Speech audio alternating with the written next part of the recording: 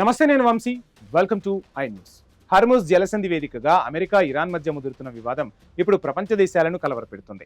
Iran కొత్త supreme leader Mustafa కమీని కీలక ప్రకటన చేస్తూ జలసంధి నిర్వహణలో తమది కొత్త శకమని, దీనిపై తమకే పూర్తి పట్టు ఉందని స్పష్టం చేశారు.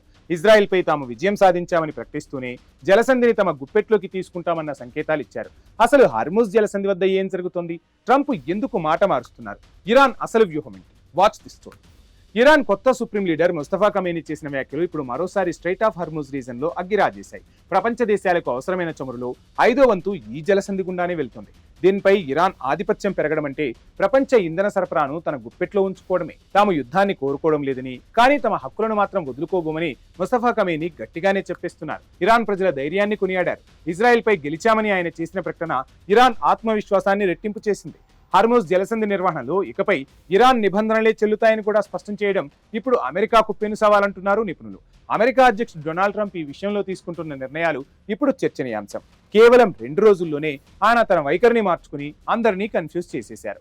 ఏప్రిల్ 8వ తేదీన ఆయన మాట్లాడారు. జలసంధి గుండా వెళ్లే నౌకల నుంచి వసూలు చేసే ఫీజులు ఇరాన్ పునర్నిర్మాణానికి ఉపయోగపడతాయని, అది ఒక మంచి పరిణామమని వ్యాఖ్యానించారు. ఇరాన్తో కలిసి ఉమ్మడి వ్యాపారాలు చేసే ఆలోచనలో ఉన్నట్లు, ఇరాన్కు బంగారు భవిష్యత్తు ఉందని కామెంట్ చేసేశారు. కానీ ఏప్రిల్ 10వ తేదీ వచ్చేసరికి ఆయన మాట పూర్తిగా మారిపోయింది. నౌకల నుంచి ఫీజులు వసూలు చేయడం అంగీకరించబోమని, ఇరాన్ వెంటనే దాన్ని ఆపాలని హెచ్చరించారు అదే ట్రంప్. ట్రంప్ చేస్తున్న ఈ యూటర్న్ వల్ల అంతర్జాతీయంగా గందరగోళం నెలకొంది. అసలు ట్రంప్ ఏ మాటను నమ్మాలో ఎవరికీ అర్థం కాని పరిస్థితి.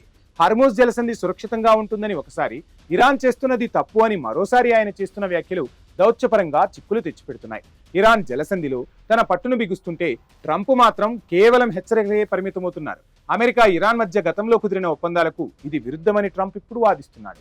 ఈ 48 గంటల ఫ్లిప్ ఫ్లాప్ రాజకీయాల వల్ల ప్రపంచ మార్కెట్లు కూడా ఆందోళన వ్యక్తం చేస్తున్నాయి.